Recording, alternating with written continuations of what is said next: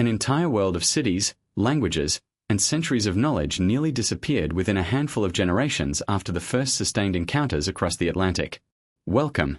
Close your eyes for a moment and picture place names that once marked the maps of empires and commons, the plazas of Tenochtitlan ringing with markets, the earthen mounds of Cahokia rising above the river plain, the longhouses and cornfields stretching beneath the northern skies, the pueblos clinging to mesas like poems carved in stone. Here, too, the rhythm of languages, hundreds of them, each carrying lore, song, memory. This was not wilderness waiting for discovery. It was a living world, dense with trade, diplomacy, invention, and art. In the next minutes we will move slowly through that world. We will stand at the edge of a canoe on glassy water as dawn lifts mist from cultivated beds of wild rice. We will enter great marketplaces, listen to council fires, and follow the paths of farmers and astronomers, healers and traders. We will watch how sudden strangers arrived with new diseases, different weapons, and unfamiliar claims of ownership, and how those encounters unspooled alliances, ruptures, and tragedies on a scale few imagine. You will learn how disease, deliberate policy, forced removals, and cultural suppression combined not as a single event but as a prolonged unmaking and remaking of lives and lands. You will hear names and stories often left out of textbooks, families who survived against immense odds, systems of knowledge that endure in the bones of the land, and the ways descendants still carry and revive what was almost lost. This is not a tale of only loss. It is a careful reckoning with loss and a recognition of survival. It is an attempt to trace, with respect and attention, both the mechanisms of erasure and the threads by which memory persisted. By the end, first hope you will see how the past shapes the present in ways that call for understanding and for humility. If you would like to continue on this journey, slowly, deliberately, and without easy answers, consider subscribing to join the next chapter. Now, let us begin. Hook, the forgotten world of Native America before colonization. Vast landscapes once thrummed with 1,000 different lifeways, each tuned to its particular river, ridge, desert, and sea. Hello. Rivers were highways as much as sources of life. Long before external maps gave names to coasts and basins, indigenous peoples had charted seasons by stars, taught children how to read the migration of birds, and routed trade across mountains and plains. Entire economies turned on the careful husbandry of plants that had been coaxed, season after season, from wild grasses into maize, from wild gourds into the crops that became central to so many diets. The three sisters, corn, beans, and squash, were not merely food. They were a living system of mutual support, soil care, and cultural meaning, cultivated in plots tended by hands that carried knowledge through generations. Across the continent, agricultural ingenuity met local conditions with astonishing creativity. In the wetlands of the Valley of Mexico, gardeners built chinampas, floating beds of fertile earth anchored in lakes, that yielded multiple harvests a year. Upland Andean farmers carved living terraces into steep slopes, channeling water with stonework that resisted erosion and captured frost. On the Pacific Northwest coast, communities scaled economies around the yearly return of salmon, managing streams with rock weirs and schedules that balanced harvest with conservation. In forests and prairies alike, people practiced controlled burning to encourage new growth, increase habitat for game, and reduce the most destructive blazes. These were not isolated acts but part of coherent systems of landcare, practices embedded in law, ritual, and memory. Cities and planned places rose from this foundation. Some were dense urban centers built on artificial islands and causeways, with marketplaces, aqueducts, and monumental ceremonial spaces. Others were organized chiefdoms with earthworks and plazas that oriented populations towards seasonal cycles and pilgrimage. Cahokia, for example, stood as a living testament to complex social organization north of what later became the United States, with great mounds serving as platforms for public life. Far to the southwest, multi-story stone and adobe dwellings were tucked into cliffs and mesas, homes that sheltered extended families and preserved fragile water supplies through communal engineering. Architecture varied wildly. Longhouses where kin gathered in heat and story, pueblos where pottery and weaving were honed to fine art, plank houses on cedar posts where entire lineages displayed carved histories in the angles of totem poles. Artisans moved skill and beauty along trade routes that crisscrossed the land. Obsidian from volcanic fields cut into blades that traveled great distances. Turquoise and shell, copper and feathers were exchanged not in haphazard fashion but along well-worn corridors that linked coastal communities with inland valleys.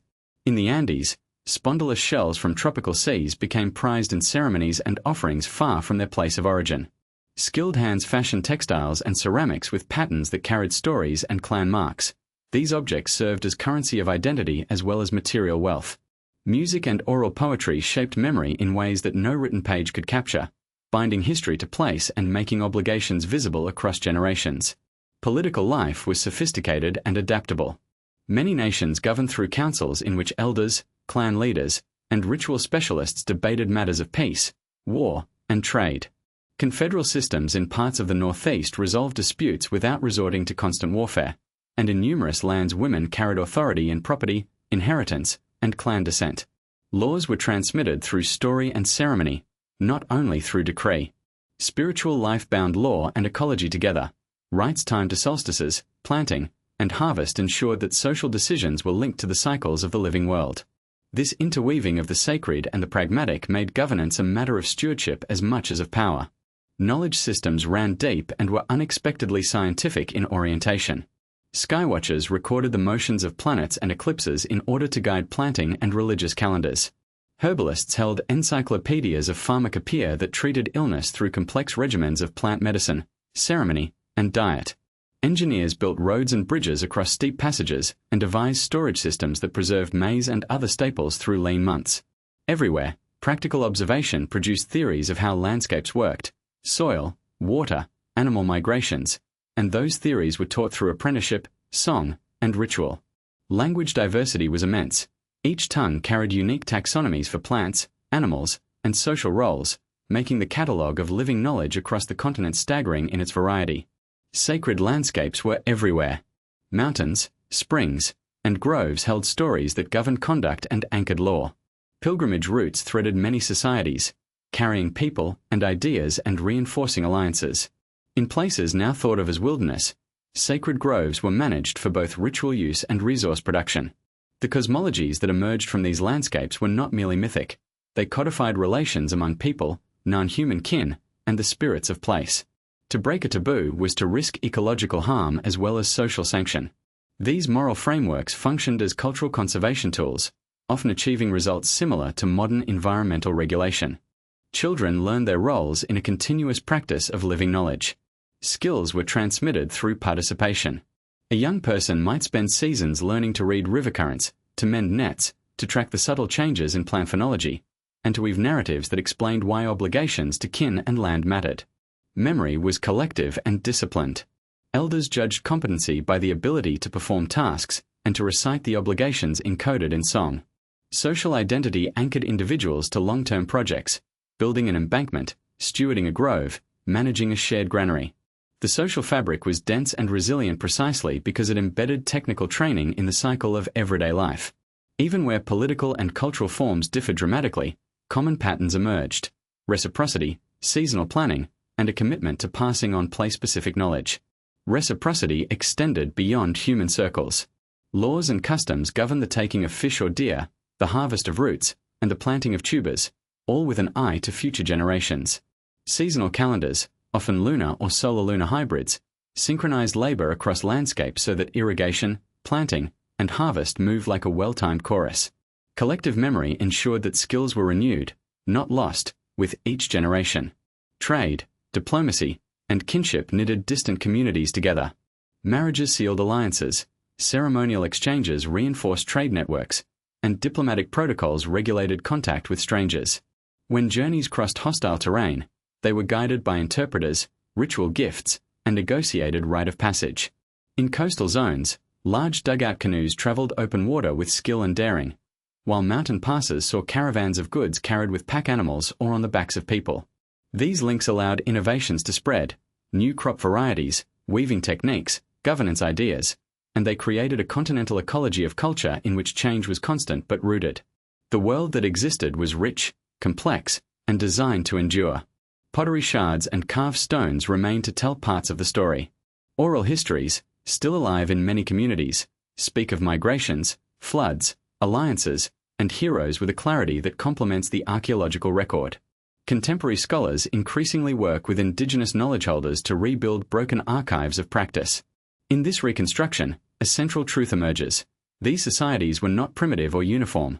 They were adaptive, inventive, and profoundly diverse in their answers to the problems of food, shelter, law, and meaning. There is sorrow in recognizing how vulnerable such systems could be to sudden disruption. Yet there is also a remarkable thread of continuity. Many communities carry forward languages, ceremonies, and stewardship practices that trace back across centuries. Those continuities matter because they demonstrate resilience, an ability to remap identity and reweave social fabric in the face of overwhelming pressures. Listening to those living traditions offers more than nostalgia. It provides models for living in balance with place, for organizing labor and care, and for understanding law as a practice embedded in land.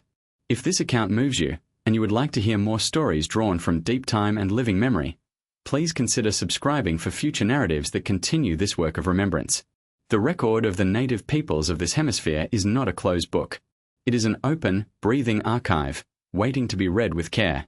Greeting and invitation to listen and subscribe. When voices have been nearly erased, the first words that reach the listener matter as much as the story itself. Hello. Thank you for being here and for choosing to listen. A careful opening does more than mark the beginning of a film or episode. It shapes how listeners will receive what follows, and it can correct or perpetuate harm. Speak plainly at the start. Who is speaking, who has been consulted, and whose names will be used. Name the individuals and communities who have entrusted stories to you. Say, for instance, that this account was made with the guidance of elders from the Dine, of knowledge holders from the Haudenosaunee, or with interviews conducted alongside members of the Tlingit or Cherokee nations, only when such consultations have actually taken place. Do not offer names as decoration. Use them as commitments to accuracy and accountability. Begin in a tone that is steady and restrained. Let the voice be measured. Pause where a listener might gather breath. Explain the approach to sources, oral testimony, archival documents, museum objects, and be honest about limits. Offer a brief note about difficult material to come, a gentle warning that certain accounts may be painful, and invite listeners to care for themselves as they listen. This is not rhetoric. It is an ethical orientation. When a speaker announces that they will center Indigenous voices, they must then follow that statement with specific actions. Which storytellers will appear, how their words will be preserved, and how the community retains agency over the representation. Make a land acknowledgement precise and local when appropriate. Rather than a generic phrase, provide concrete names of nations and, when possible, the names those nations prefer for themselves. For example, the use of Dine for the Navajo people reflects self-identification. Haudenosaunee names express political relationships that endure. Pronounce names with care. If uncertain, say so and invite correction. Offer examples. First, recognize and honor the stewardship of the Dine people over this territory, or this work is offered on the lands of the Haudenosaunee Confederacy. When you name a nation, explain whether that naming reflects consultation or public records, and indicate who to contact for corrections. Let the greeting include gratitude expressed to the people who shared knowledge. Thank elders, storytellers, language keepers, curators, and translators by name when permission has been given. A concrete expression is preferable to a vague generic thanks. For instance, first I'm grateful to Elder Mary Two Feathers for allowing us to record her recollections, and to the Lakota Language Circle for guiding our pronunciations. These specific acknowledgements do more than flatter. They place accountability within the work and give listeners anchors for further exploration. Invite the audience to listen with attention, not merely to consume. Say plainly what listening will require: patience, openness, and the suspension of easy judgment. Offer a brief orientation to structure so that the audience knows when a voice is speaking as witness, when a historian is summarizing, and when archival fragments are being played. This helps prevent confusion and preserves the integrity of testimony. Use simple language. You will now hear a first-person account about how knowledge was passed from grandparents to grandchildren. Listen for the cadence and the names used. We will provide context afterwards. Demonstrate humility in the greeting. Acknowledge that no single narrative can capture the totality of experience. That admission should not be an excuse for vagueness. Rather, it should set a frame of respect. For example, this program conveys a portion of a vast human story. We have worked with living communities to represent what they entrusted to us, and we welcome further guidance. Such a sentence signals to listeners that the production is part of an ongoing relationship, and that corrections are not only possible but expected. Provide concrete examples of how listeners can continue the work beyond the episode. Suggest steps that are practical and ethical. Reading publications produced by Indigenous scholars, visiting community-led cultural centers, supporting Indigenous-run archives, or learning correct place names. Avoid generic calls to action that do not benefit the communities involved. Instead of saying learn more, offer targeted recommendations. Consider reading works by contemporary Indigenous historians, or consult the research publications of tribal cultural centers. Be explicit about how the material was handled. If interviews were recorded with permission, state the terms. If certain segments were withheld at the request of elders, acknowledge that choice publicly. This transparency builds trust. A sample line might be, "Some testimony heard in our interviews has been omitted at the request of those who provided it. Where possible, we will work with communities to make fuller records accessible in archives they control." That statement affirms ethical limits and respects community stewardship over knowledge. Use the greeting to model listening practices. Ask listeners to hold space for silence at key moments, to resist the urge to interrupt with easy conclusions, and to honor the nonverbal aspects of testimony, the pauses, the shifting tones, the moments when a speaker finds a word and chooses it with care. Say, simply, "You may notice long silences. These are part of the telling. Please allow them." That set of instructions trains attention and preserves the dignity of the speakers. Keep the invitation to subscribe unobtrusive and aligned with the work. Frame it as a way to sustain careful storytelling rather than a mere metric. For example, if you find this work meaningful and wish to support further recordings made in partnership with Indigenous communities, consider subscribing. Your subscription helps sustain the conversations that make this work possible. Keep the language modest and clear. Offer the subscription as an aid to continued ethical engagement, not as a substitute for direct support to communities. If there are concrete ways proceeds are shared, state them plainly. If not, invite listeners to seek out community initiatives directly. Offer sample phrasing for hosts who will speak on air. Present several options to match different registers: a succinct commitment, a compassionate introduction, and a procedural explanation. For instance, a concise line: "Hello, my name is." This episode centers voices shared with permission by names and nations. A more compassionate alternative: "Good evening. We begin in gratitude to the elders and knowledge keepers who entrusted us with these memories." A procedural version might read, "We recorded these interviews with consent, and we have worked with communities to ensure accurate representation." Each model serves a distinct purpose. Choose the one that truthfully reflects the process used. End the greeting with a clear, gentle invitation to stay. Avoid coercive phrasing. Use an attuned cadence. Listen with care. Stay with us. Follow this with the soft subscription request. Place it near the close of the opening so that it reads as part of the production's ethical compact. If you wish to continue hearing these voices and to support work that prioritizes community authority, please subscribe. Your attention matters. Above all, let the opening be governed by respect, precision, and responsibility. Avoid performative statements that sound as if they were written to satisfy an external audit of sensitivity. Instead, ground every claim in a factual practice: who was consulted, what was recorded, what choices were made, and how listeners can learn more. That clarity steadies the listener and protects the people whose stories are shared. In that steadiness, the greeting becomes not an afterthought, but the first act of care in a long and necessary listening. Life of native tribes before Europeans. When European settlers arrived, they stepped onto landscapes already shaped by generations of people who read the seasons, moved with the herds, and tended fields with patient care. Hello. Across forests and plains, coasts and high plateaus, human communities had cultivated a remarkable variety of lifeways adapted to local climates and resources.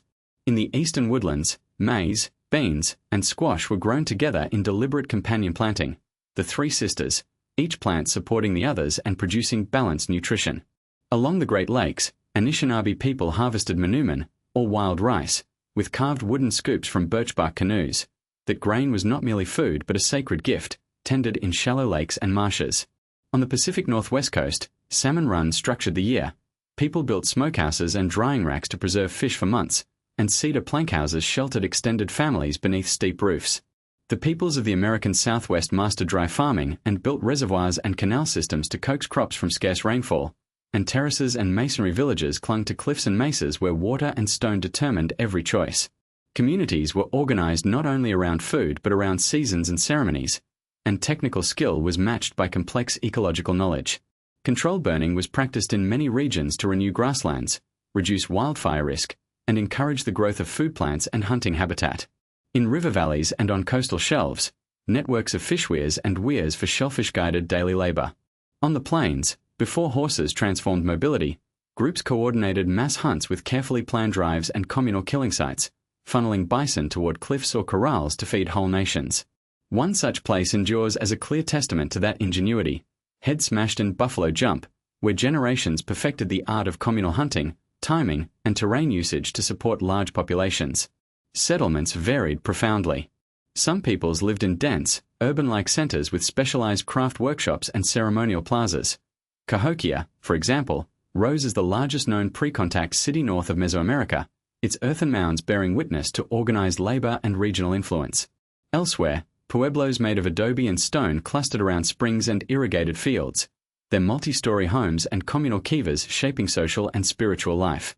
Longhouses stretched along river corridors where clans of the Haudenosaunee and related nations dwelled under shared roofs built from chestnut and elm. Within those houses, political life, kinship obligations, and daily rhythms were woven together. Far to the north, Inuit families lived from the sea and ice, fashioning kayaks from skin and wood, sewing insulated clothing from sealskins, and constructing sod houses or igloos when the season required, every tool and stitch born of precise observation and practice. Political life bore equal sophistication. Alliances, councils, and confederacies governed interactions inside and between nations, and authority often rested on persuasion, consensus, and ritual legitimacy rather than simple coercion. The Haudenosaunee Confederacy, for instance, links several nations through a system of clan mothers, sachems, and councils where decisions were argued and ratified in communal settings. Across the continent, clan systems and matrilineal descent structured inheritance and social obligation in many places. In some societies, women controlled fields and food distribution, and their voices carried weight in family and political matters. Leadership could be hereditary in tone but was typically balanced by accountability to kin networks and community expectations. Diplomacy and gift exchanges stitched distant societies together, and oratory and winter councils anchored the seasonality of lawmaking. Trade tied regions into vast economic and social webs. Obsidian and lithic materials moved over spectacular distances, often along river highways. Copper hammered from native deposits in the Great Lakes was shaped into tools and ornaments and carried far from its sources. Shells from the Gulf and the Atlantic, and turquoise from the Southwest, circulated as prestige goods and as materials of ritual. Canoe routes on inland waters were as crucial as footpaths through mountain passes. Items of everyday use, pottery, woven mats, high-quality flint points, indicate craft specialization and the presence of artisans who refined techniques over generations. Markets and seasonal gatherings offered places for exchange, ceremony, and marriage alliances, binding families and distant peoples into larger social ecologies. Spiritual and intellectual life flowed through all of these practices. Cosmologies were anchored in place and story. Certain mountains, springs, or rock formations were living anchors of narrative and lore. Ceremonies calibrated the human community to animal migrations and plant cycles, and kept memory alive through song, dance, and the telling of origin stories. In the Pacific Northwest, the potlatch ceremony structured wealth redistribution and social rank, and carved totem poles recorded lineage and myth in towering wood. On the plains, the sun dance and other communal rites focused on renewal and reciprocity between humans, animals, and spirit. In the Southwest, kiva rituals, subterranean chambers for communal rites, linked architecture to the storyline of people and their ancestors. Medicine knowledge combined empirical botanical practice with spiritual protocol. Healers used extensive pharmacopoeias derived from plants, fungi, and minerals, and maintained oral libraries of preparation and dosage that passed from elder to apprentice. Technological accomplishment was often understated by outside observers yet meticulous in practice. Basketry could be so finely coiled that it held water, and textiles woven from mountain goat wool or plant fibers kept families warm in harsh winters. Ceramics bore both utilitarian and ceremonial designs, and pottery styles map cultural networks and change across regions. In coastal Alaska and along northeastern coasts, skin boats, umiaks for transport and kayaks for single hunters, allowed speed and stealth upon cold seas. In the Southwest, masonry techniques created structures that have endured centuries, sometimes with complex drainage and light shafts oriented to solar cycles. Native copper was cold-hammered into forms. Stone tool industries produced specialized blades and drills for woodworking, hide preparation, and hide tanning. The cumulative result was a suite of technologies integrated with environment and ritual rather than isolated as mere utility. Language and storytelling provided memory and lore. Hundreds of distinct languages and dialects framed different ontologies, the way people described kinship, land tenure, resource use, and spiritual beings. Oral histories carried genealogies and legal precedents. Law took the form of narratives, songs, and precedents retold at gatherings, not only as prohibitions but as pathways for repair and reconciliation. Education happened through apprenticeship. Children learned by doing, by watching elders sow, plant, paddle, and recite, by repeating songs and participating in rites under careful guidance. Art was instruction as much as expression. Carving, pottery decoration, and beadwork taught repertoires of meaning recognizable across generations. Everyday life combined individual skill with communal support. Labor was woven into the seasons. Harvest and hunt seasons alternated with times of repair, storytelling, and governance. Houses were not only shelter but repositories of social memory. Clan crests hung on walls, communal meals bound neighbors, and wintertime storytelling kept legal and moral lessons alive. Travel was seasonal and purpose-driven. Trades, marriages, alliances, and those patterns created a continent-wide mosaic of human movement that scholars now see as dense and dynamic rather than sparse and isolated. To speak of these things is to speak of worlds that were complex, resilient, and deeply rooted in place. The variety of strategies, agricultural innovations, hunting cooperatives, water management, craft specialization, political confederacies, and ceremonial life shows a continent of peoples who forged stable societies adapted to their environments and to each other. That human record survives in place names, in oral history still told today, in archaeological sites, and in living communities who continue many of these practices.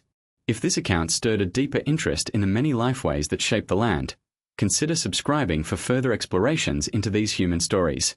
Arrival of European explorers.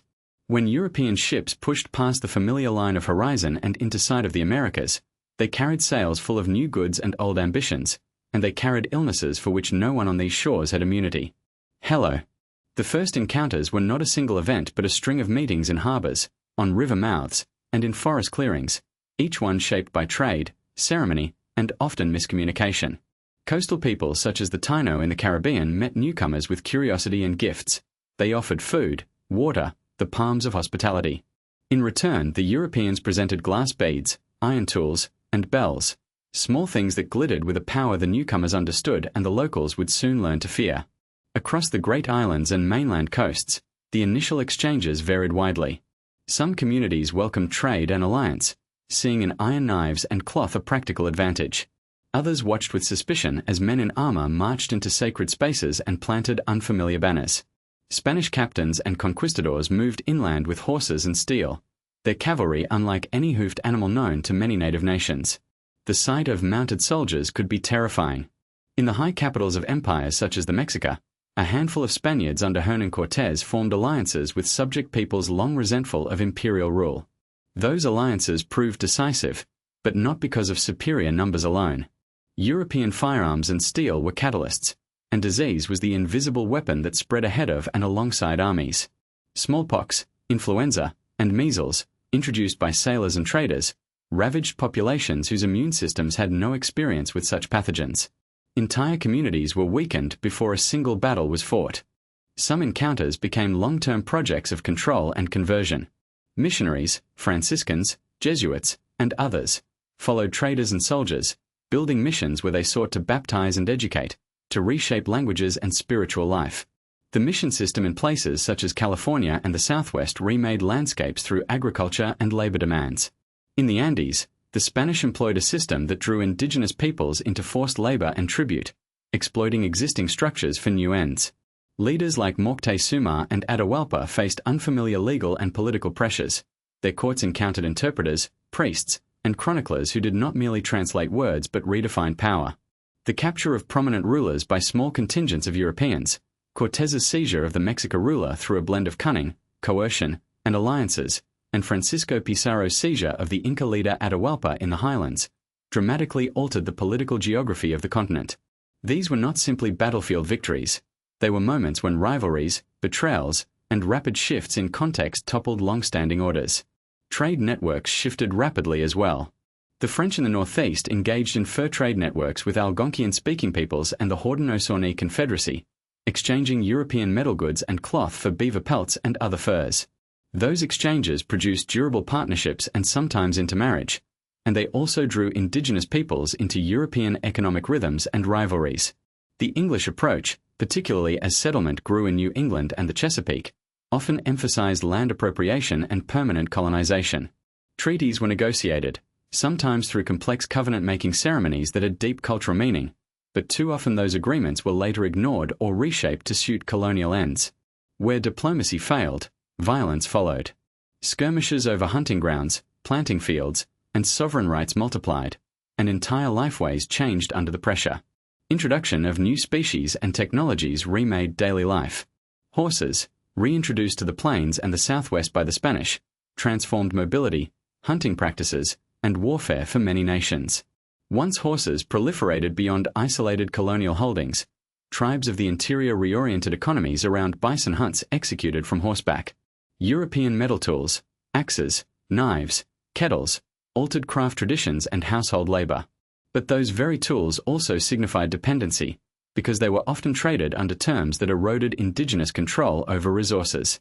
Alcohol, too, entered the exchange systems with corrosive effects, exploited by some traders and used in ways that left communities vulnerable to social harm. Cultural collisions could be intimate and brutal at once. Ceremonies were misread. Land use was translated into ownership models alien to indigenous law. Where many native societies practiced forms of stewardship, seasonal use, or communal rights, European notions of private property often turned familiar fields, hunting grounds, and forests into commodities. Missionaries denounced continuing spiritual practices as idolatry, and colonial laws criminalized what had been central to community identity. Children were sometimes taken to be raised in foreign schools, and elders found their authority undermined. Yet there were also acts of resilience, languages adapted to include words for new objects, syncretic religious practices blended teachings, diplomatic protocols were learned and used to press for rights. Resistance and accommodation existed side by side. Some leaders negotiated, seeking to safeguard people and place through alliances, tribute, or tactical concessions. Others fought, sometimes with devastating consequences and sometimes with success. The Iroquois Confederacy expanded its influence through diplomacy and calibrated warfare, engaging other indigenous nations and European powers in a shifting balance that secured trade advantages.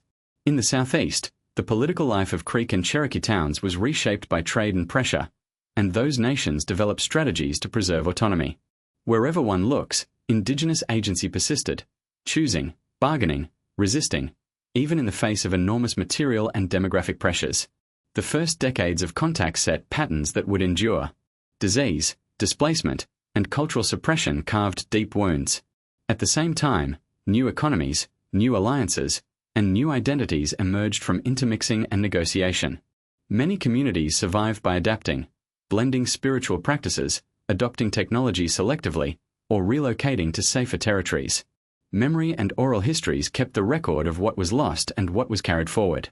Artifacts and archives, letters, missionary reports, oral testimonies, offer partial windows into those transformations, but much remains in the living traditions of native nations that continue to teach, remember, and rebuild.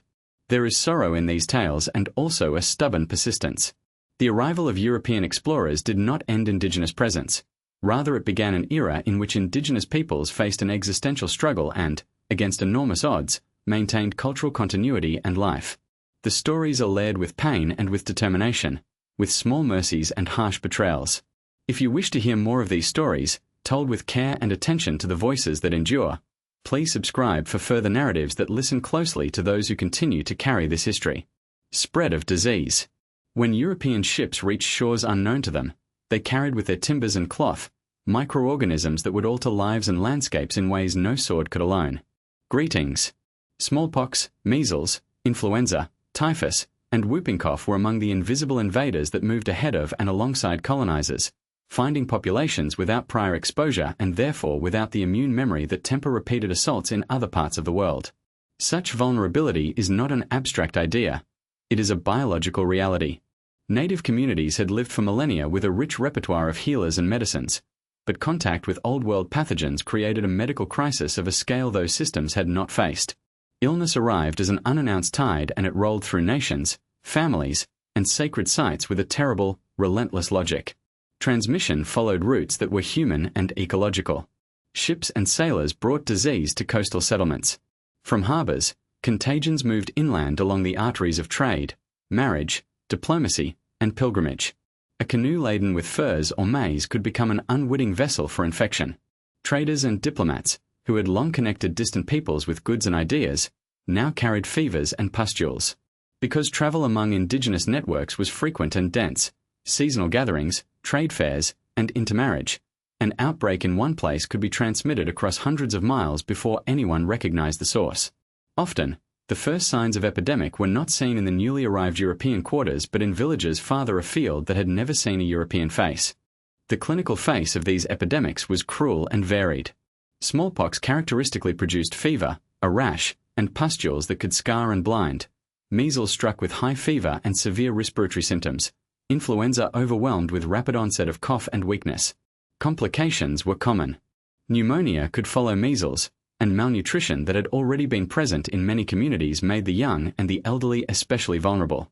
Deaths often came not only from the primary infection but from secondary bacterial infections and from the collapse of social systems that sustained health, food distribution networks, child-rearing practices, and elder care.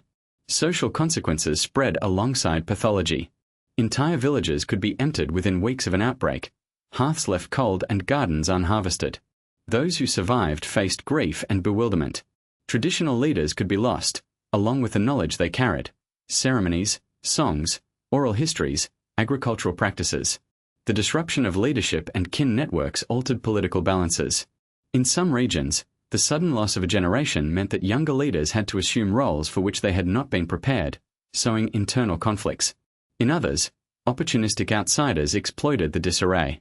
Warfare could be intensified where surviving groups sought to secure scarce resources, while in some places alliances were reconfigured around new demographic realities. Care practices revealed both human tenderness and the limits of available remedies. Healers worked tirelessly, using herbal baths, sweats, and incantations where possible. Families isolated the sick when they could, though understanding of contagion was limited by the scientific knowledge of the era. Often, efforts to comfort the dying, close contact, shared blankets, ritual washing, ironically facilitated further spread. Burial practices, deeply embedded in cosmology, were challenged when large numbers died. Mass graves and hurried interments became necessary in some crises, leaving a profound spiritual and communal wound. The silence of empty plazas and the sudden disappearance of ceremonial smoke were not only signs of demographic catastrophe but of cultural rupture. Epidemics also operated as precursors and collaborators in colonial ambitions. Where diseases had thinned bodies and communities, military engagements and settlements found less organized resistance. It is not to reduce complex historical processes to a single cause, yet it is historically evident that disease often undermined the capacity of polities to mount sustained defense, to negotiate from positions of strength, or to maintain food production at traditional levels. In several regions, imperial conquests encountered societies already weakened by outbreaks. In others, conflict and forced movements amplified the reach of disease by concentrating people and exposing them to new pathogens. Archaeological and documentary traces corroborate these patterns. Letters, missionary accounts, and colonial reports frequently attest to the suddenness and scale of outbreaks, while archaeological sites show shifts in settlement patterns, house platforms abandoned, cemeteries expanded, and agricultural terraces left to brush.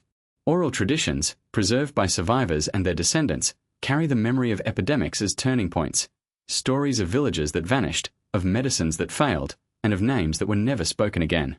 These memories underscore that the cost of pandemic was not only in bodies lost, but in relationships severed and knowledges that could not be transmitted. Disease did not act uniformly across the hemisphere. Some communities experienced multiple successive waves, each new epidemic striking a population already weakened by the last. Others saw relative isolation and delayed contact that spared them initially but left them vulnerable when pathogens finally arrived. Geographic features mattered. Mountain chains, deserts, and vast inland waters sometimes slowed transmission, while trade corridors and river valleys served as express lanes for contagion. Climatic conditions, too, could influence the severity of outbreaks by affecting food supplies and overall health. Thus, the story is one of variation within a broad and tragic pattern. The role of other human movements complicates the picture. Enslaved Africans were forcibly brought into the Americas, and with them came other diseases and, sometimes, immunities to particular pathogens, reflecting long histories of epidemiological exchange in the Old World. Later movements of people, livestock, and plants further reshaped disease ecologies. Zoonotic transmissions, pathogens moving between animals and humans, added another layer, as introduced livestock interacted with native fauna and changed patterns of exposure. The biological exchange was global and multidirectional, with the Americas suffering particular consequences because many of its indigenous peoples had not evolved with these specific pathogens. Long-term consequences unfolded in generations. Depopulation created labor shortages that Europeans attempted to fill through forced migration and enslavement. Land use changed, with abandoned fields reverting to forest in some areas, altering ecosystems and feeding back into human livelihoods. Cultural revival and resilience persisted. However, even amid the devastation, survivors adapted, reconstituting communities, blending traditions, and sustaining languages and ceremonies in new forms. That resilience reminds us that, despite the sweeping losses, indigenous peoples continued to remake their worlds and to assert continuity with their pasts. The study of these epidemics must proceed with humility and care.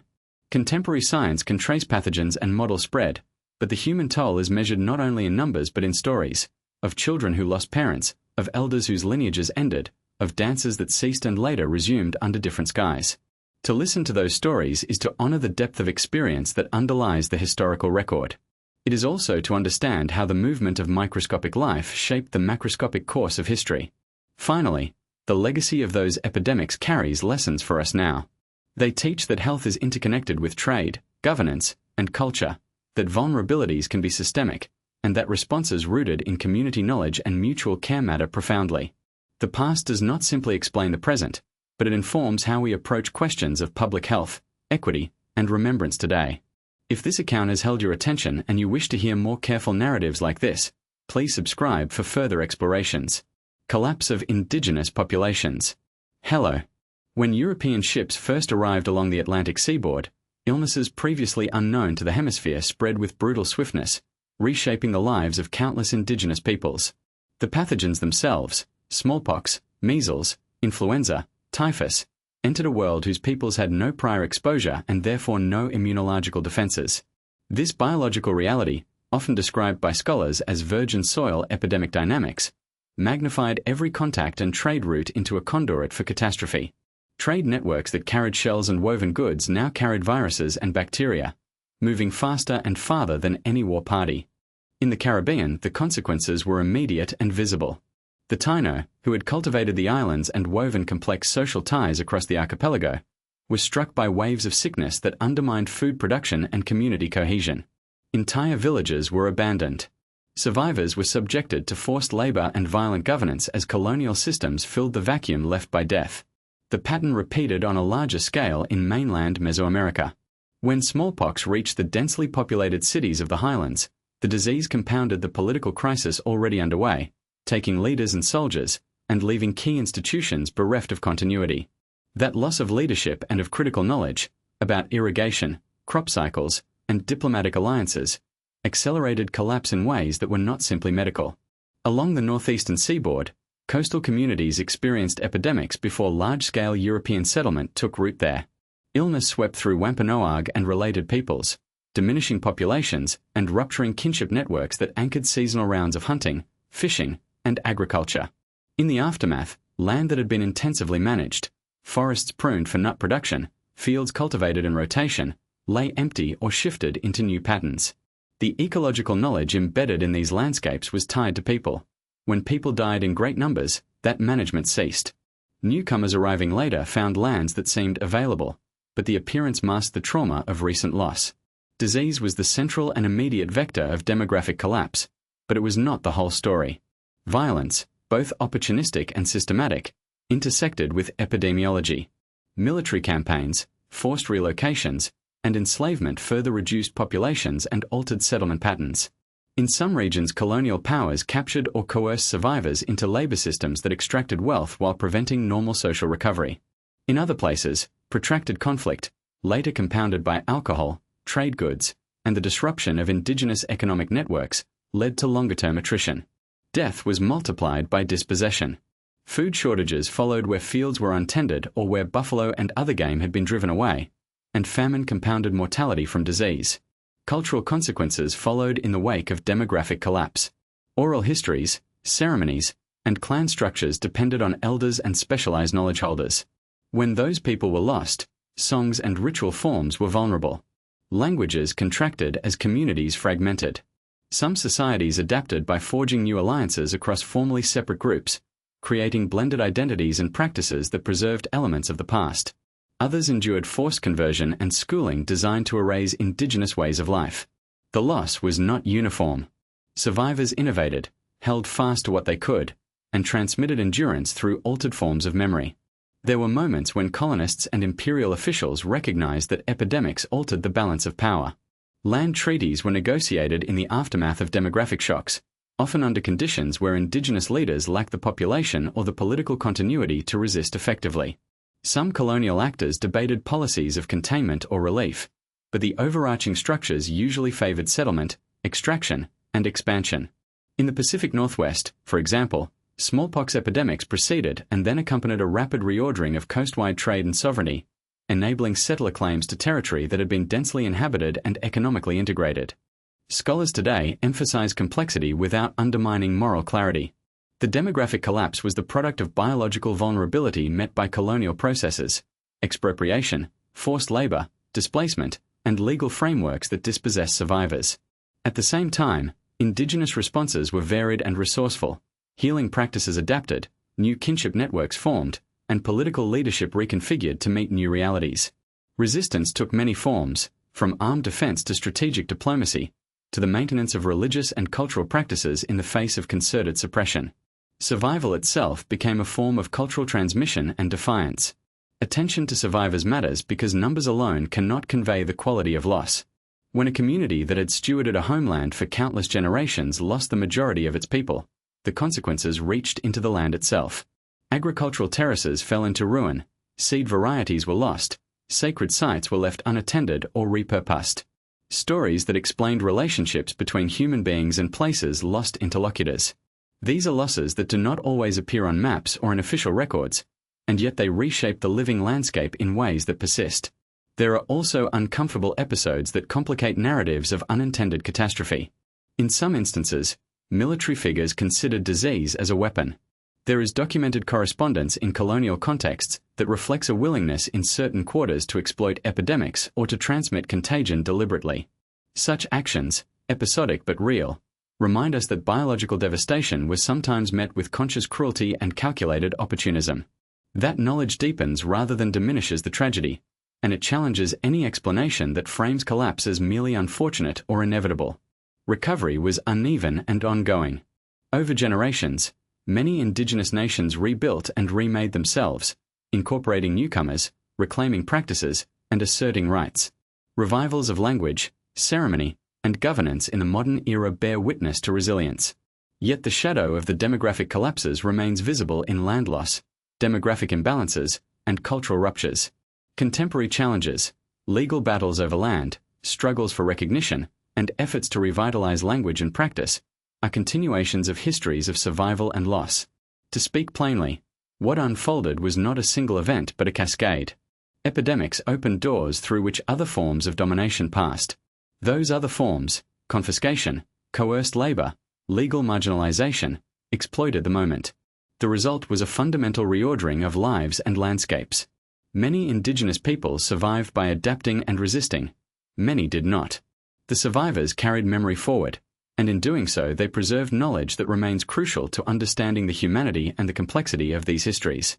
If this narrative moved you and you wish to learn more about the lived realities behind these events, please subscribe for further explorations. The stories of those who endured deserve attention, and the work of remembering requires quiet, sustained listening. First conflicts and broken treaties. Hello. When European settlers came into prolonged contact with the peoples already living across the continents now called the Americas, they encountered societies with their own laws, alliances, and sacred places. Those encounters soon shifted from trade and cautious diplomacy to a landscape of violence and broken promises. The first outbreaks of open warfare were often local and immediate, sparked by competition over resources, by differing ideas of land use and ownership, and by mutual fears. Small incidents could escalate into campaigns of reprisal, and those campaigns would be used to justify treaties that relinquished territory and sovereignty in words that were then stripped of force and meaning. The earliest collisions were rarely simple. In the Chesapeake, initial trade and uneasy truces between the English at Jamestown and the Confederated Algonquian peoples alternated with raids and sieges, as both sides reacted to dwindling supplies, shifting allegiances, and the arrival of more colonists. In New England, contacts that began with missionary efforts and commerce hardened into warfare when colonial expansion pressed on native fields and hunting grounds. The Pequot War stands as a grim first chapter of colonist native warfare in New England. English militias, aided by rival indigenous groups, attacked a fortified Pequot village in a night assault that left many dead and others dispersed. That assault was not merely a battle. It was a demonstration of how colonial authorities would use military force to break indigenous political power and to reconfigure control of land. Violence set the context for diplomacy, and diplomacy produced paper that would later be called treaties. But these documents were made in uneven arenas. Treaties were negotiated with interpreters whose translations were imperfect, with chiefs whose authority was portrayed in European terms, and often under the pressure of soldiers or the threat of starvation. The obligations written in one language were not always the obligations understood in another. Europeans brought the idea of ceding absolute title to land in return for a set payment or annuity. Many native societies understood land use and stewardship in communal and spiritual terms, not as alienable private property. When leaders signed, sometimes on behalf of their people under duress or without consensus, they expected that negotiations would become living understandings to be revisited, not irrevocable surrenders. The differences in those expectations were fatal. Treaties that promised recognition of boundaries, food in hard winters, and protection against encroachment frequently dissolved when settlers wanted more land or when resources were discovered underfoot. After agreements were made, agents were slow to deliver stipulated annuities, or they delivered goods of poor quality. Military promises often went unfulfilled. Perhaps the most glaring pattern was the way treaty terms were enforced, or not, by state and federal authorities when settler interests demanded otherwise. Treaties recognized by law one day could be disregarded the next, and the mechanisms for indigenous recourse were limited. Courts and Congress might recognize a treaty on paper, but without political will to enforce it, the promises had hollow power. There are stark, well-documented examples. One well-known case concerns a confederation of Plains and Lakota nations who secured a formal guarantee of control over a particular region in a treaty negotiated under the presence of the federal government. That guarantee was meant to protect sacred lands and hunting grounds. Within a generation, the discovery of mineral wealth in those hills and the pressure of a transcontinental railroad led to an influx of miners and settlers.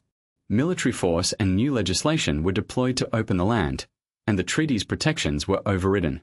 Promises that had been made in solemn councils were then treated as impediments to economic expansion, and treaty language was reinterpreted or set aside to suit the settler majority's aims. Similarly painful is the story of the Cherokee and other southeastern nations who adopted, in many cases, significant adaptations, writing systems, elected councils, even legal institutions modeled on American examples, while still preserving core elements of communal life. The Cherokee pursued legal avenues to defend their lands, securing favorable rulings at the highest court that recognized their internal sovereignty. Yet the decisions that affirmed rights were not matched by effective political action to protect them. Instead, state and federal pressure, sometimes accompanied by violence and coercion, resulted in treaties signed by small factions or by persons set up as representatives, treaties that ceded ancestral territories in exchange for promises of land elsewhere and of assistance. The removal that followed those agreements was organized at great human cost, a forced migration that left deep scars in memory and demographic reality. Across the continent, the pattern repeated. Leaders who resisted were branded as hostile and met with military expeditions intended to punish resistance and to take land. Those who sought accommodation sometimes found themselves betrayed through deceitful negotiations or through the steady attrition of reserves by sales, leases, and imposed taxes or debts. Even where treaties carried legal recognition, subsequent statutes, executive orders, or military actions could alter or nullify them.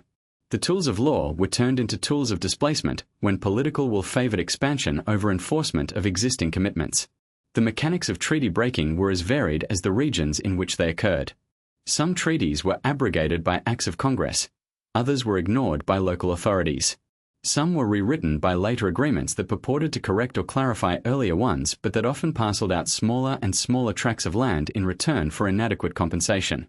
Fraud also played a role, signatures obtained from minors or from leaders coerced in prison or while ill, the substitution of names on documents, and the use of written instruments in languages unfamiliar to many signatories. Where sales were recorded, they did not always reflect the consent of the broader nations who would be affected. Paper consent from a single individual sometimes carried the weight of dispossessing whole communities. The human consequences were immediate and enduring. Families lost homelands that anchored their seasonal rounds, their ceremonies, and their stories. Starvation and disease followed displacement. Social structures strained under the burden of forced moves and broken expectations. Political authority among native nations had to be reconstituted under pressure, often with new leaders emerging who had to navigate both the demands of their peoples and the relentless incursions of colonists and later government agents. Cultural practices tied to specific places, to hunting grounds and burial sites, were interrupted. Long-standing systems of alliance and trade were undone. Resistance persisted in many forms. Some communities sought to take their cases to courts and public opinion. Others engaged in armed defense. Still others adapted survival strategies, moving into margins or into cities, holding fast to cultural memory even as outward forms of life changed. The resistance was not only military, it was legal and diplomatic and spiritual.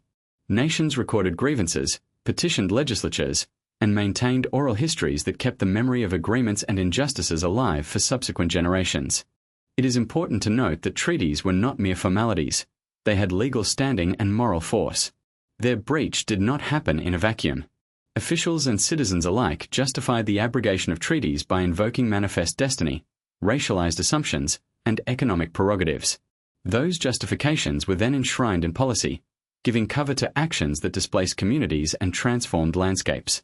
The result was not only the loss of land, but a redefinition of political relations across the continent.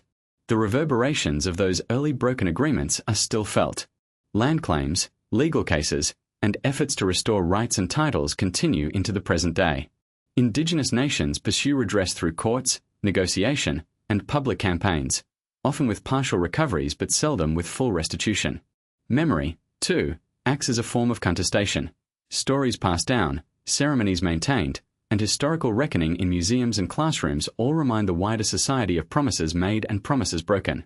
What endures most vividly is the testimony of people who lived through those moments, the speeches at treaty councils, the ledger entries of agents who recorded deliveries that did not arrive, the petitions sent to distant officers, and the oral histories that speak of fields and rivers lost. These are not abstractions. They are human records of decisions made under pressure and of lives reshaped by the failure of law to protect the most vulnerable. The early pattern of conflict followed by treaties, and then by the breaking of those treaties set a template that structured the dispossession of native people across the continent. If this account has felt heavy, it is because the truths it recounts are heavy. Yet telling them with care matters. For those who wish to learn more about the specifics of each treaty, the negotiations that produced them, and the contemporary efforts to address historical wrongs, there are extensive archives, court records, and Indigenous accounts that provide deeper detail. Thank you for listening to this narrative. If you found this history meaningful and want to hear more careful, documented stories, please consider subscribing for further episodes and examinations. Forced removals and loss of land. The soil remembers the footsteps that were forced from it. The rivers remember the names that were spoken there long before new lines were drawn. Hello. When European powers and, later, an expanding United States asserted control across continents, they did not simply encounter people to be negotiated with. They encountered nations with law, diplomacy, and a sense of place that tied identity to land. Treaties were made, and treaties were broken. That contradiction between law on paper and power on the ground became a principal instrument of dispossession. Governments declared new legal principles, like the idea that Indigenous title could be extinguished by conquest, discovery, or legislation, and then set about implementing those doctrines with legislation, military force, and administrative measures. The result was that millions of acres moved from native hands into settler control through a mix of coerced cessions, fraudulent agreements, and outright seizure. Many native nations engaged in diplomacy and signed hundreds of treaties. Those treaties often guaranteed land, sovereignty, and resources in exchange for peace or access. Yet the same documents that promised protection were later used to justify the removal of entire peoples from those lands. Courts sometimes recognized tribal sovereignty, but political will and executive power frequently ignored those rulings. A notable legal affirmation of Indigenous rights could be rendered hollow when enforcement did not follow.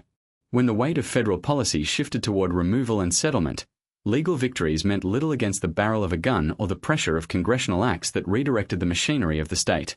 Forced marches and deportations became tragically familiar. Entire communities were rounded up, packed into wagons or made to walk, and sent to designated territories far from their ancestral towns, river valleys, and sacred sites.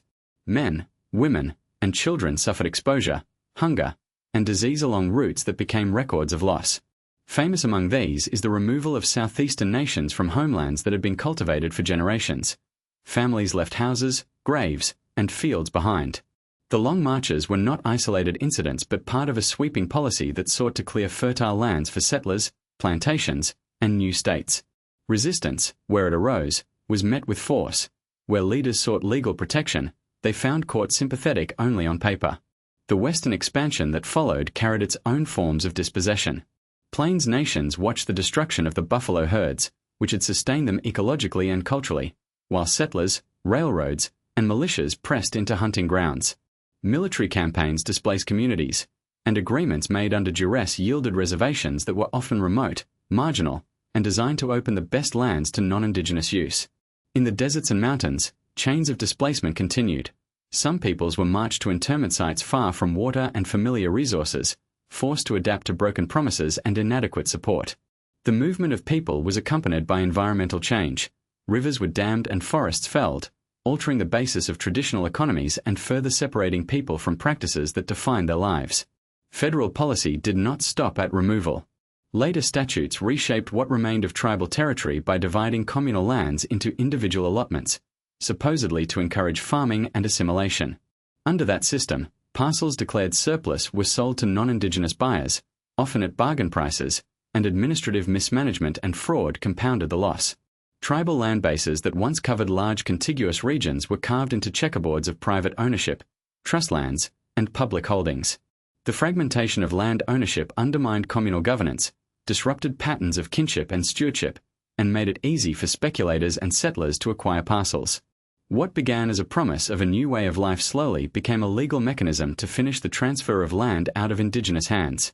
In territories where valuable resources were discovered, the pressure intensified. Gold and mineral rushes, fertile valleys, and new transportation routes drew swarms of newcomers and the attention of government agents eager to facilitate settlement. Localized violence, raids, massacres, and vigilante actions often accompanied bureaucratic measures. In some cases, entire indigenous communities were subject to state-sanctioned attacks, their villages burned and their families driven off the best lands. Where courts, treaties, and the rhetoric of law might once have offered some protection, those protections frequently collapsed when gold or timber or water was at stake. Land that had been used for generations for hunting, farming, and ceremony changed hands in months, and recollection of stewardship became testimony in later legal fights. Beyond the immediate brutality of removal and seizure, the consequences were structural and enduring. Social systems tied to particular landscapes, harvest cycles, sacred sites, migration corridors, were disrupted. Foodways changed when fields and fisheries were lost. Languages and ceremonies weakened as people were scattered and children were sometimes sent to boarding schools intended to erase indigenous identity. Economies that once sustained sovereignty were undermined, leaving many communities dependent on tenuous government provisions or forced to adapt to new, often exploitative, market realities. The loss of land meant more than property. It meant the loss of autonomy and the practical means to sustain community life on indigenous terms. Yet the story did not end in resignation. Tribes and nations fought back in diverse ways, by litigating in courts for treaty enforcement and land claims, by lobbying legislatures and mobilizing public opinion, by reclaiming cultural practices and healing around sites of trauma. Some legal battles reclaimed parcels or won compensation, while other efforts sought the return of sacred places and stewardship rights rather than monetary settlement. Contemporary movements to restore land, to renegotiate co-management agreements for rivers and parks, and to press for the repatriation of cultural heritage are continuations of older struggles for place and sovereignty. They are practical and political acts aimed at rebuilding the material foundations of indigenous life. When one walks the landscapes today, through river valleys, plains, and mountain ranges, there are traces of those old bonds and of the attempts to sever them. Place names endure, sometimes in indigenous tongues or as borrowed echoes, and physical markers, cemeteries, ruins of villages, engineered terraces, bear witness. So do the living communities that continue to assert rights over land, water, and cultural patrimony. Legal frameworks have changed in parts, offering avenues for restoration and co-stewardship, even if much remains unresolved. Across courts and councils, in grassroots campaigns and in quiet ceremonies at reclaimed sites, people continue to insist that land is not merely a commodity but a covenant. The record of forced removals and land loss is a ledger of pain, but it is also a ledger of resilience. Stories of survival, of gardens replanted, languages preserved, treaties upheld in some measures, and land returned in others, speak to the determination to heal and to reroot. Contemporary initiatives that combine legal action with cultural revival and ecological restoration offer models for repairing some of the damage inflicted by past policies. These efforts require resources, sustained political will, and public recognition of historical wrongs. They also demand that non-Indigenous neighbours reckon with how landscapes were remade and on whose labour and dispossession that remaking rested. This account is not offered as closure but as a summons to remember and to act with humility. Those who study and care about this history must recognise that forced removals and the loss of land were not accidental byproducts of expansion. They were often deliberate policies with lasting legacies. Acknowledgement, restitution where possible, and sustained partnership are practical steps toward justice. The land itself, and the peoples whose lives are tied to it, remain central to any honest settlement of the past. If this narrative brought clarity or stirred your resolve to learn more, consider subscribing for continued historical explorations and careful accounts of the lives and laws that shaped this continent. Cultural destruction and survival. A silence folded itself over entire tongues and songs, and that silence has taken generations to unravel. Hello. When Europeans and later American and Canadian governments extended their reach across the continents, they did not only take land, they set in motion policies and practices aimed at breaking the threads that bound people to place, memory, and one another.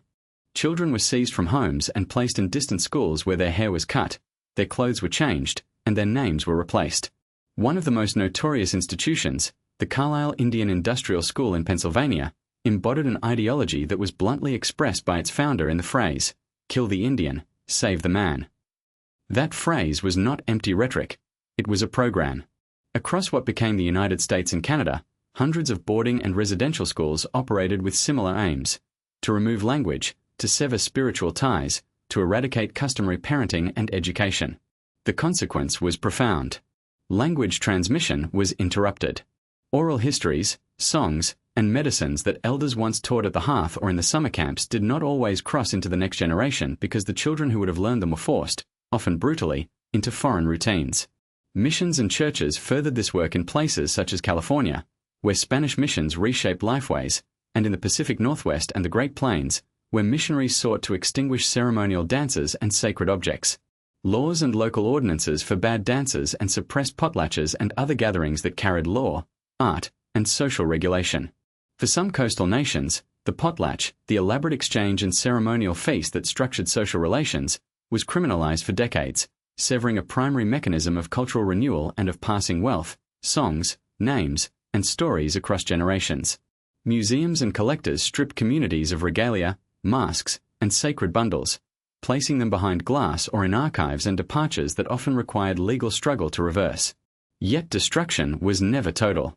Even under the harshest measures, people found ways to keep memory alive. Songs and prayers persisted in private. Elders whispered lines of a story in the hush of a kitchen, a lullaby hidden under the breath of a child. In some families, ceremonial knowledge went underground, dances practiced in secret glades, medicines gathered in the early hours, totems carved and hidden until it was safer to reveal them. Resilience took many forms, not all dramatic. It was persistence in everyday acts, a grandmother teaching beadwork by the light of a kerosene lamp, a parent refusing to let a child be fully stripped of their name. There have also been deliberate and brilliant acts of cultural recovery that reversed, at least in part, what had been lost. The Cherokee syllabary, created by Sequoyah, stands as a manifestation of Indigenous innovation in literacy, a script developed by a single person from the community that enabled mass literacy in Cherokee where it had not existed in the alphabetic form imposed by outsiders. In the Atlantic Northeast, the Wampanoag language, once considered dormant, has been revived through intensive study of archival materials and community-based teaching led by activists and linguists who built a new generation of speakers.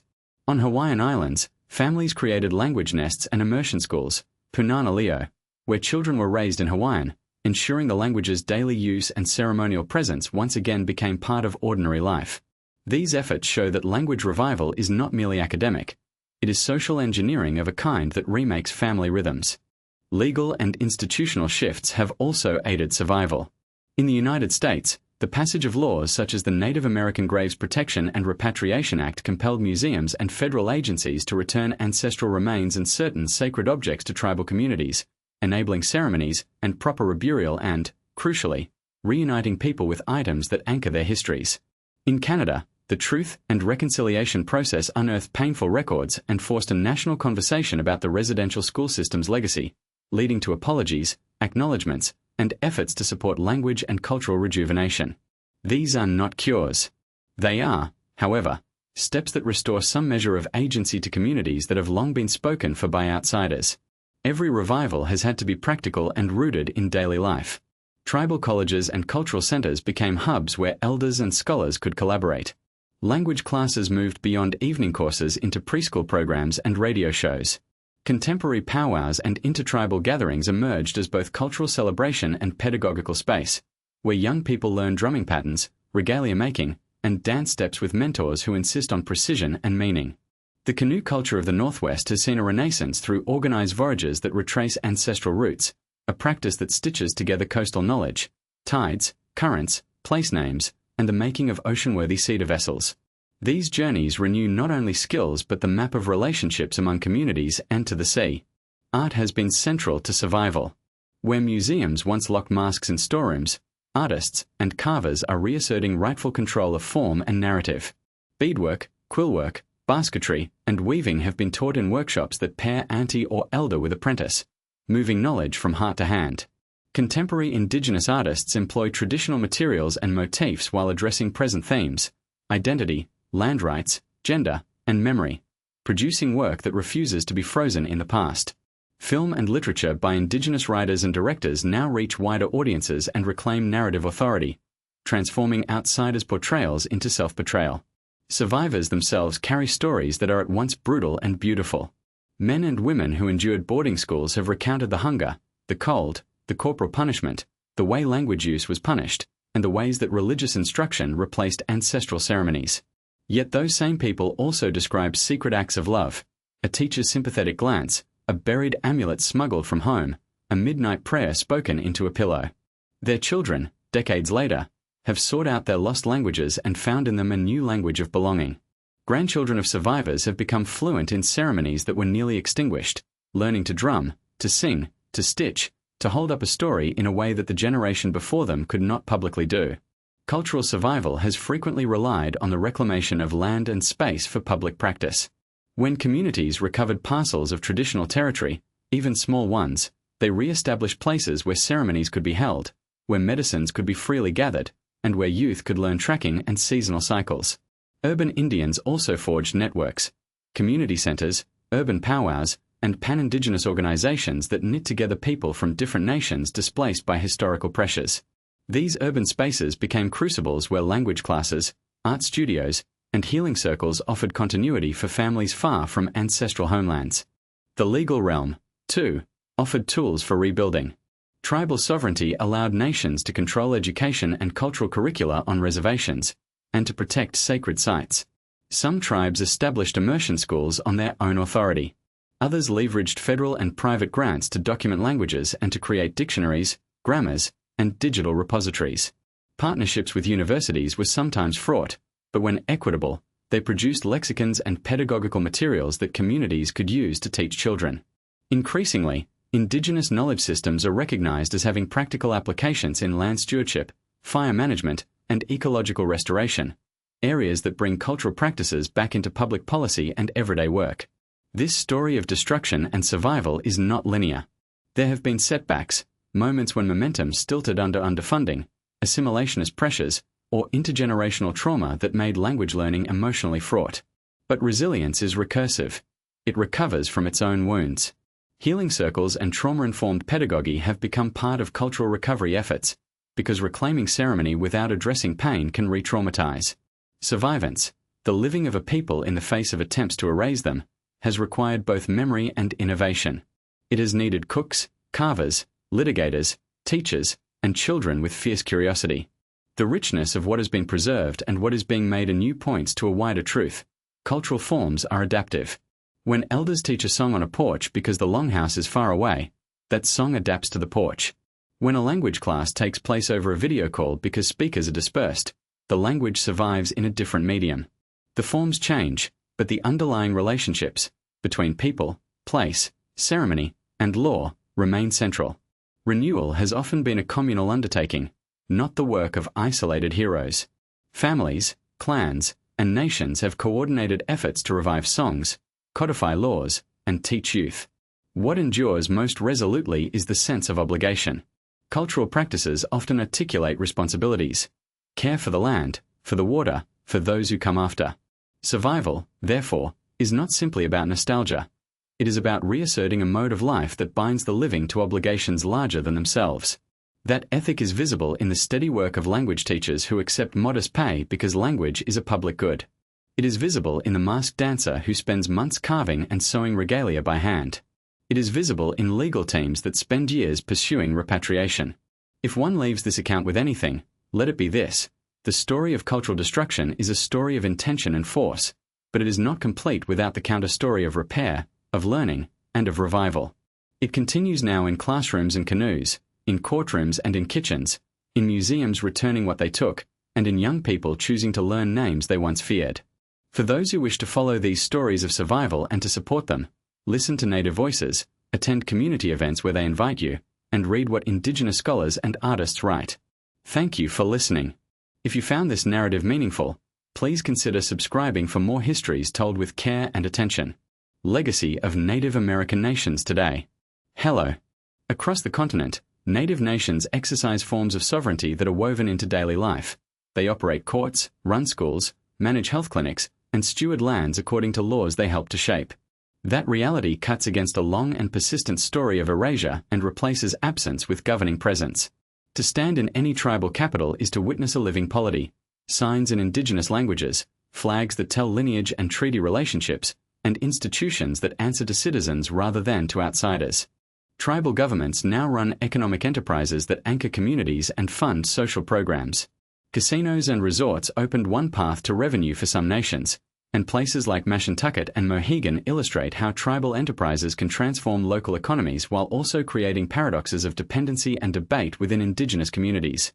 Other tribes pursue different models: fisheries and sustainable timber operations, renewable energy projects on reservation lands, cultural tourism that highlights Indigenous histories narrated by Indigenous guides.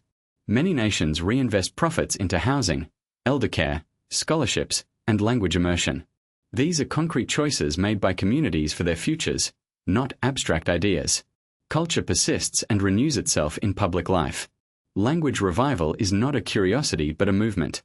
Immersion schools taught by speakers and committed teachers bring children into worlds where ancestral tongues are primary. Cherokee, Navajo, Lakota, and many other languages have immersion programs and curriculum efforts that range from preschool circles to adult classes. Museums and galleries have shifted as well. Institutions that once displayed objects as relics now increasingly present Indigenous voices as curators and storytellers, and the Smithsonian's museum devoted to Native peoples is only one example of institutions rethinking whose story is told and how. Native arts and letters press outward and alter national culture. Poets and novelists who write from Indigenous perspectives have gathered acclaim and have taught at universities, influencing a new generation of writers. Visual artists use traditional motifs and contemporary media to explore identity, memory, and resilience. Film and television made by Native creators put Indigenous characters into spaces where they were once absent or caricatured. Independent films and mainstream entries alike confront audiences with stories shaped from within communities. These cultural products are not merely expressions. They are political acts that assert presence and continuity.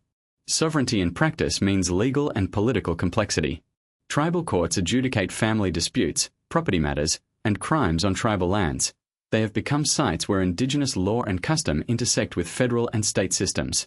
Nations negotiate compacts and compacts negotiate services, education, healthcare delivery, policing, often taking on responsibilities once managed externally.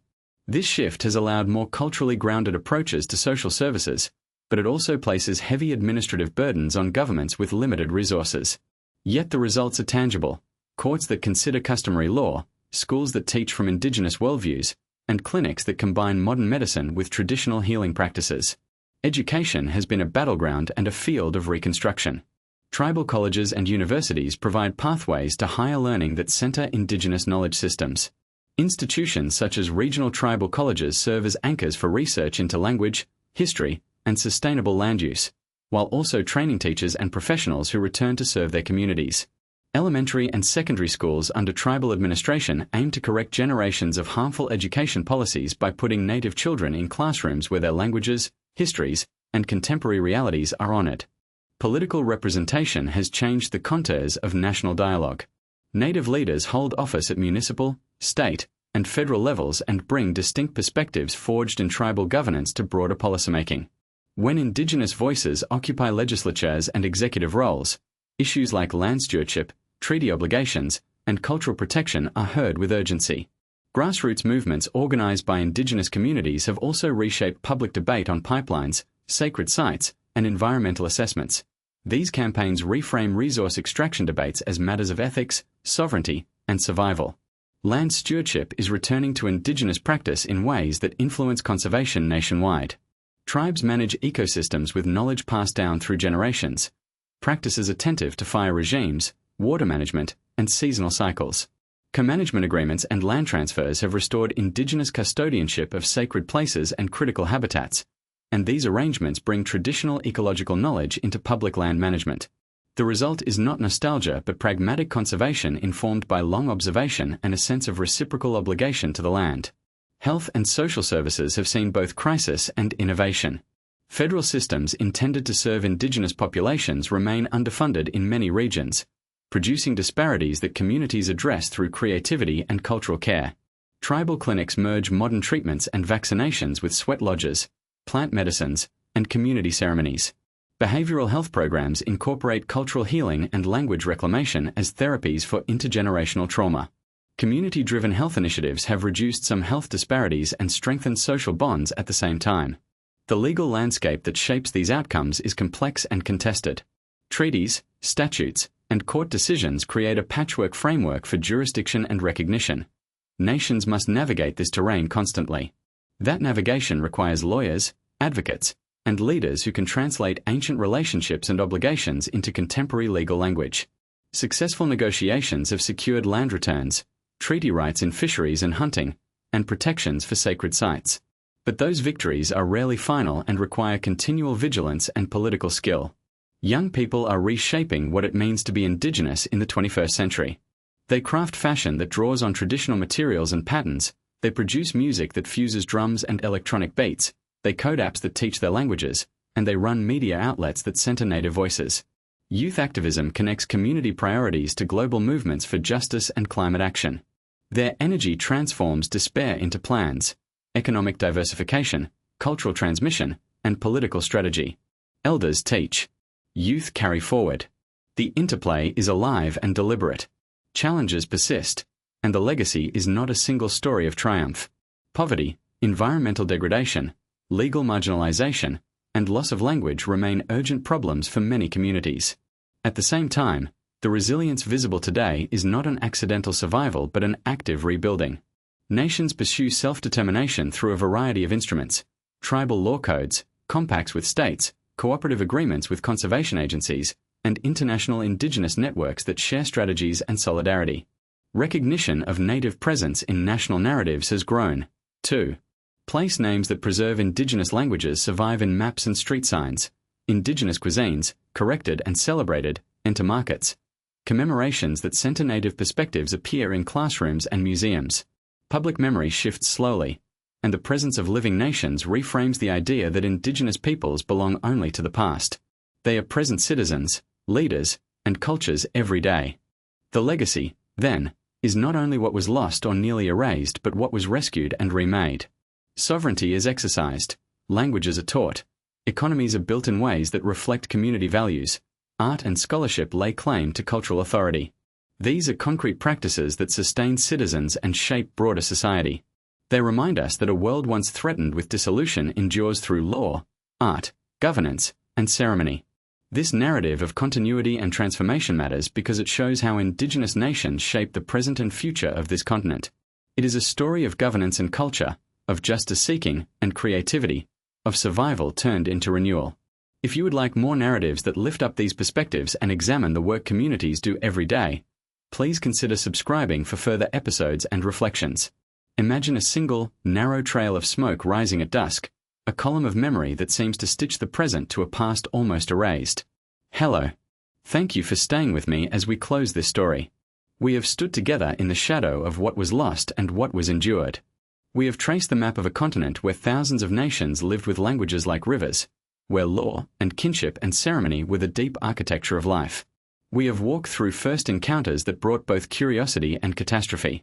We have listened to the quiet toll of disease that swept across peoples with no warning and no remedy, and we have watched as hunger, warfare, dispossession, and policy sought to finish what ravaging illness began. We have also listened for, and found, the resilient drums beneath those losses, the songs that would not be silenced, the elders who kept stories alive in secret, the children who learned to speak the old words again. Let me bring into sharper focus the essential threads we followed. First, the long, rich civilizations that spanned this hemisphere, complex political systems, agricultural knowledge, art and architecture, spiritual philosophies intimately bound to place and season. Second, the collision of worlds in the late 15th and 16th centuries, when strangers arrived with new goods and new diseases, when alliances were made and broken, when misunderstanding too often became exploitation. Third, the sheer lethality of introduced illnesses, smallpox, measles, influenza, diseases that traveled faster than arms and treaties, leaving whole villages hollowed out, towns emptied, entire cultural continuums disrupted. Fourth, the policies and practices that followed, the encroachment of settlers, broken treaties, forced removals like the Trail of Tears, violent massacres, and the systemic attempt to assimilate children in boarding schools where languages were punished and names were taken. Fifth, the resilience and revival that followed and continues, legal battles for land and recognition, efforts to restore languages and ceremonies, the reclamation of museums' holdings, and a new generation insisting on being seen on their own terms. We must say plainly what those threads make when woven together. Losses measured not only in lives but in the severing of continuity, in the theft of memory, in an attempted erasure of entire cosmologies. Yet alongside that grief, we must also hold the evidence of survival. Communities that adapted, kept sacred knowledge safe, and fought for legal recognition and justice. That duality, catastrophe and perseverance, defines the recent centuries of this continent's story. You may find, as you reflect on this history, a mixture of sorrow and anger. That is a natural response. Historical truth rarely fits comfortably in the heart. But in feeling these truths fully, there is also a path forward, one that begins with listening. Listening to the stories of survivors and descendants, to tribal nations who carry treaties like living documents, to elders and youth who speak of both memory and future. Listening is not a passive act. It carries obligations, to learn, to correct false narratives, and to support the work of restitution and recognition. There are specific ways that listening can take shape. Support for language revitalization programs and immersion schools helps repair what was taken. Backing efforts to return ancestral remains and sacred objects to their communities restores a measure of spiritual balance. When you read or watch historical accounts, look for voices from Indigenous scholars and leaders. When governments acknowledge past harms, encourage concrete steps, legal recognition, land restitution where possible, funding for healthcare and education determined by the communities themselves. These are not small acts. They are part of a larger moral movement toward justice. Remember too that the history we traced is not confined to the past. The policies born in the 19th and 20th centuries cast long shadows. Health disparities, economic injustice, and environmental dispossession are living legacies. To recognize that is not to condemn those who came later, but to name the inherited responsibilities we all carry. Healing demands policy as much as it demands remembrance. It asks for institutional change and cultural humility. First, want to connect this to something personal, something you can hold. When you visit a place, any place, where native peoples once lived, look beyond the markers. Notice the vegetation that was nurtured, the stone placements that speak of ceremony, the waterways that guided seasonal life. Ask whose land you stand on. Learn their name for the place. If you live near a tribal nation, attend public events they invite you to. If you are an artist, a teacher, a policymaker, invite collaboration rather than appropriation. Small acts of recognition tend to become larger habits of respect. There are stories of reclamation first hope you will remember. Tribes that won back land through patient legal struggle, that restored wetlands and reintroduced species based on ancestral knowledge. Communities that have reanimated languages through immersion programs, producing a new generation of speakers after decades of silence. Elders who, after decades of fear, have felt safe enough to speak their truths in public hearings. These are not mere anecdotes, they are seeds of a different future. As we close, let me be frank about memory and responsibility. History must be taught in full. That means honoring complexities, celebrating achievements and naming atrocities with equal clarity. It means moving beyond sanitized narratives that confine Indigenous peoples to the distant past or reduce them to caricature. It means that museums, schools, and public commemorations must change the stories they tell and the objects they display. It means listening to descendant communities about how they wish their histories to be represented. You may wonder what comes next in the work of telling this story. There are many paths forward, and first hope you will walk a few of them with us. In future episodes, we will explore regional histories with deeper focus, the Iroquois Confederacy's influence on early colonial governance, the sophisticated agricultural systems of the Mississippian cultures, the survival and renewal of the Pueblo peoples in the Southwest, the histories of the Pacific Northwest nations and their relationship to the sea. We will hear from historians, tribal leaders, and youth activists. We will examine treaties line by line and speak with legal experts about ongoing cases. We will enter classrooms where language is being taught anew, and sacred spaces where ceremonies continue to be offered. If you found this account meaningful, if it stirred something in you, then consider subscribing. Subscriptions help us keep making careful, respectful work, and they help ensure that future episodes can bring more voices, more archives, and more context to these vital stories. First ask only that you subscribe gently, because your attention matters and because together we can make a small but real difference in how this history lives in public memory. As we part for now, carry with you a simple practice. Whenever you encounter a place or a story, ask whose perspective has been missing. Make room for that perspective in your conversations. Share what you learn, and be willing to be corrected. Humility is the necessary companion to knowledge. Finally, hold fast to a hopeful realism. The weight of the past is heavy, yet it is not immovable. Communities continue to govern themselves, to teach their children, to reclaim land and language. History does not end. It is ongoing, written by those who live and those who remember. In honoring the truth of how close an entire world came to being erased, we also honor the tenacity that kept that world breathing. The memory of what was will shape the justice of what comes. Thank you for listening. If you would like to learn more, stay with us. There is much more to uncover and many more voices to hear. We will return with deeper stories of lives lived, lost, and rebuilt. Until then, walk with care, listen with patience, and remember the living line that connects past and future.